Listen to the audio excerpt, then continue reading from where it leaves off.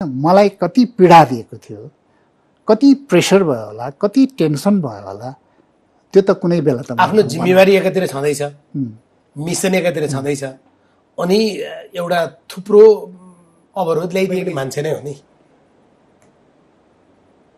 राति निद्रा आउँथ्यो?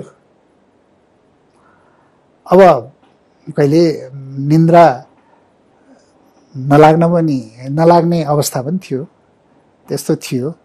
तर म धेरै कुरा प्रेसरलाई अलि अब्जर्भ गर्छु। सबभन्दा बढी तपाईँ निद्रामा छटपटाउनु भयो, ओछ्यानमा छटपटाउनु भयो, सुत्न सक्नु भएन, या तपाईँलाई तनाव भयो, दबाव भयो भने यो एउटा पारिवारिक संरचना हुन्छ नि सर।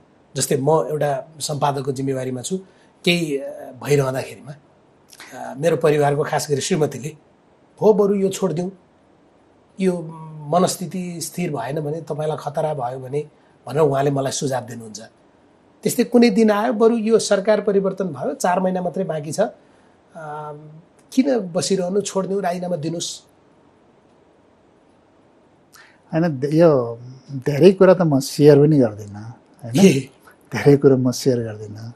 तर यो विषय चाहिँ अरूले पनि मलाई केही चाहिँ मेरा वेल विसरहरूले भनेको थिए राजीनामा दिनुहोस्।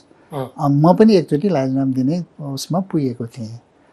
तर के भयो भने यसो बुझेँ, होइन, एउटा कुरा मैले राजीनामा दिँदैन, म एउटा यो सकेन, हिँडेको जस्तो हुन्छ। अर्को कुरा, जुन किसिमको एक्टिभिटिजहरू भइरहेको छ, यो संस्था केही समय भयो भने बचाउनुपर्छ भन्ने लाइनमा म बस्या हो। यो धेरै कुरा चाहिँ अब यो यो यो यो यो ध्वस्त हुन्छ भन्ने लाइनमा, अब मैले ध्वस्तै हुन्छ, म नहुँदाखेरि संस्था ध्वस्त हुन्छ भन्ने मेरो कुरा त सोच्न पाइयो नि त।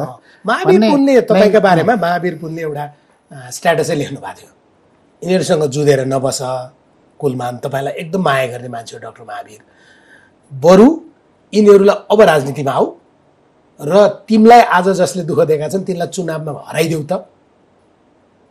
कस्तो राम्रो थियो है सुझाव।